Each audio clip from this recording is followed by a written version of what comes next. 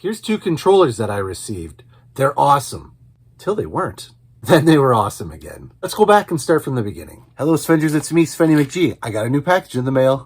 Alright, so I went ahead here and did a generalized unboxing as I usually do, and ultimately I ended up leaving it with these words.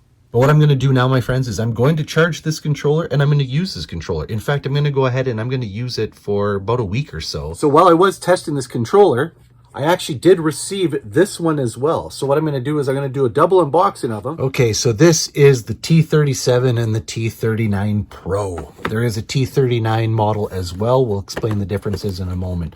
So the T37 here is basically your introductory. It's a Pro controller. It has a bunch of cool features. The T39 Pro is Hall Effect, and everybody's talking Hall Effect joysticks these days because the Hall Effect were the ones that we used to have that basically rely on magnets versus sensor touch, meaning they won't break down, deteriorate, and get drift later on. Right side of the packaging, left side of the packaging, tops, bottoms.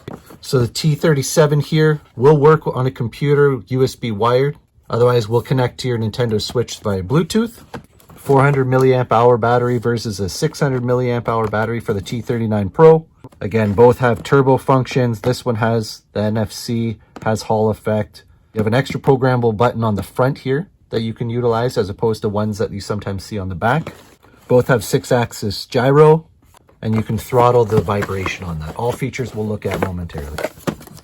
Inside the packaging of the T37, and it even notes it down here.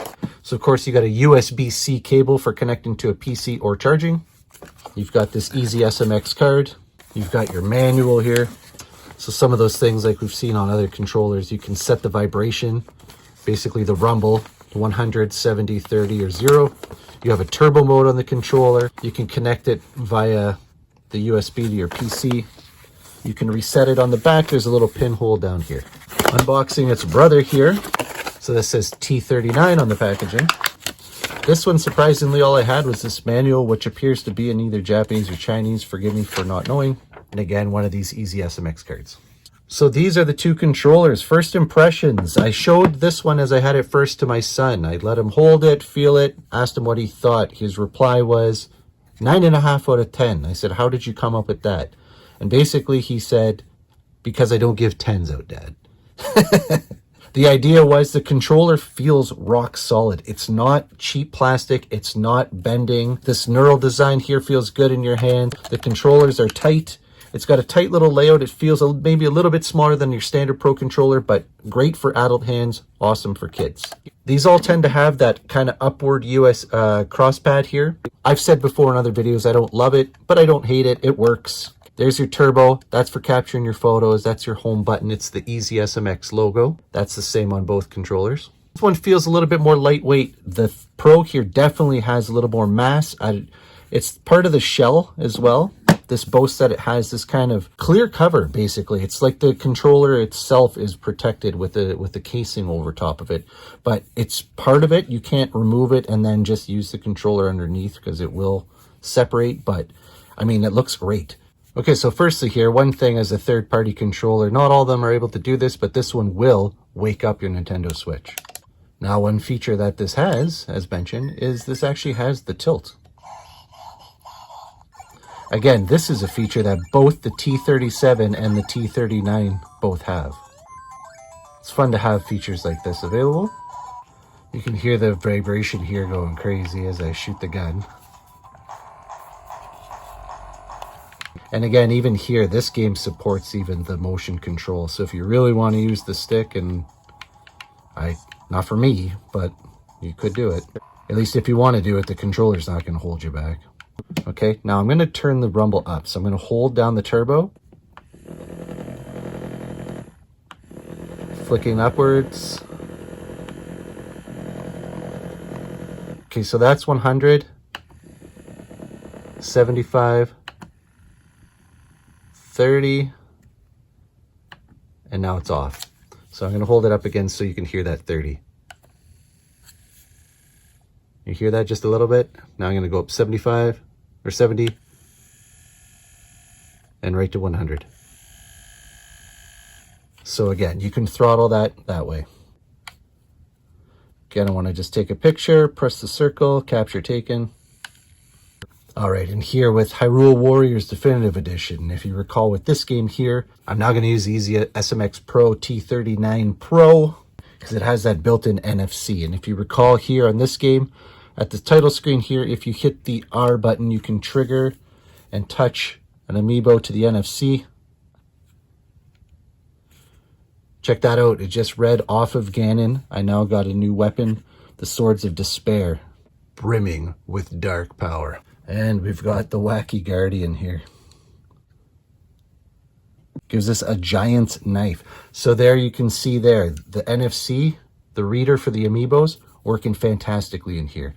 And again, remember this one here, major difference, Hall effect joysticks. These are not going to give you lag. They're not going to break down eventually. Not to say this one will with any sort of immediacy, but today's world, today's climate, we've seen a lot more issues with Xbox and PlayStation and Nintendo Switch Joy-Cons and newer controllers breaking down with these new style controllers. Hall effect don't. Here's a neat feature for the T39 Pro. So this is Legend of Zelda Minish Cap. So if I push down diagonally, I can have Link go on any of these diagonals. However, if I'm playing a game of Precision that I don't want to activate diagonals, not this game specific, but another, you can actually lock that out. It's kind of a neat feature. I don't think if you detected that there, but it did vibrate after holding down turbo for about 3 to 5 seconds there. And now you'll see when I push diagonal, I can't activate any of those diagonals anymore. I can go left, right, up, down, but if I push any which way on these diagonals, it's not going to impact it. It just will not do it. So I'm going to hold down turbo again for that 3 to 5 seconds here.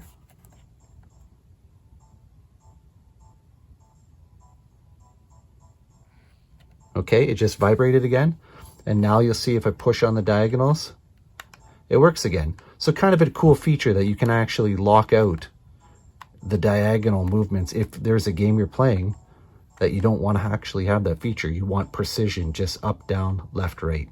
So true story, I've been testing this out myself. It's been a few weeks since I did have both of these. In fact, it's been just about a month.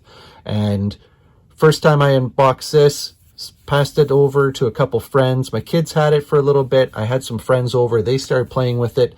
It got to the point literally where one of my friends pulled out his phone and looked up the website. He was so interested in this. He said he has a third-party controller that he's not terribly enjoying.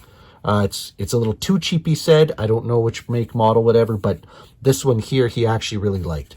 We thought these were fantastic controllers, both of them. However, after some use, I started to notice the 37 had a lag. Not drift, a lag. I'd be playing different games that I was testing it out, and I'd flick the stick, and you almost can count 1, and then the movement would happen on screen. And then you'd flick the other way, and you'd wait, and it would happen on screen. I don't want to be over dramatic with it, but it was obviously enough that it was an issue. I brought that forward to EasySMX. They started looking into it. I received the T39 Pro in that time. I started playing with it. I said, this is a great controller. I'm having no issues. And then the lag occurred. Again, this is Hall effect. This one isn't. This one's Hall effect. This would not get drift. It wasn't drift, it was a lag, an input lag while playing on television. Within only a few days, they got back to me and they said, try this. They gave me a patch code. I plugged this into a laptop, ran the update, updated the controller. I've had no issues since. So these were great until they weren't, and then they're great again.